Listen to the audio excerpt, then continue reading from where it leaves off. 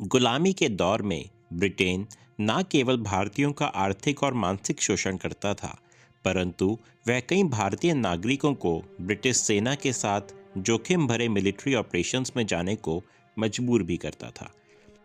इसी कड़ी में वर्ल्ड वॉर II के दौरान सन 1940 में कई सिख सैनिकों को अपनी मिट्टी से हजारों मील दूर ब्रिटिश सेना का हिस्सा बनकर फ्रांस को बचाने के लिए भेजा गया था। फ्रांस के अरवे और आसपास के कस्बों में हालात बदतर थे। लोग चर्चों और मस्जिदों में छुप रहे थे। गोलीबारी का आदेश था और इन पवित्र इमारतों का गिरना तय था। लेकिन सिख रेजिमेंट के पास एक और आदेश था, जो उन्हें किसी जनरल ने नहीं बल्कि गुरु गोविंद सिंह जी की विरासत ने दिया था।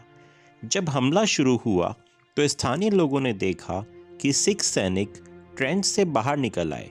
उन्होंने मस्जिद और चर्च के दरवाजे और चौखटों के बाहर मोर्चा संभाल लिया।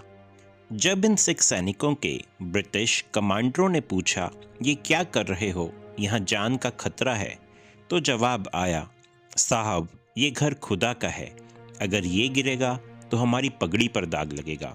हम यहाँ जान देने आए हैं, किसी की आस्था को मरते देखने नहीं। इतिहास गवाह है, फ्रांस की उस जमीन पर गोलियां रुकी तो नहीं, लेकिन उन इमारतों पर एक खरोच तक नहीं आई। दुश्मन भी शायद उस अटूट साहस को देखकर सहम गया था।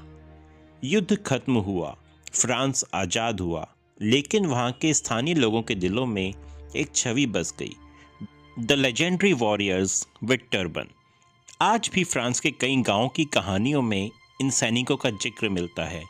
वो विदेशी भारतीय सैनिक जो अपनी भाषा नहीं जानते थे, लेकिन उनकी इबादत गाहों की रक्षा के लिए अपनी गर्दन कटवाने को तैयार थे। ये है असली सिखी, जहाँ तलवार केवल जुल्म के लिए उठती है और ढाल हर उस चीज की बनती है जो पवित्र है, चाहे वो चर्च की घंटी हो या मस्जिद की अजान। सिखों को सिखाया गया है, मानस की जात सबे एक पहचान दो, अर्थात मानवता की एक ही जाति पहचानो।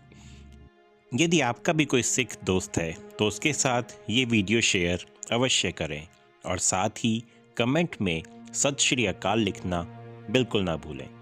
ऐसे ही और वीडियो के लिए हमारे पेज को सब्सक्राइब करें। धन्यवाद।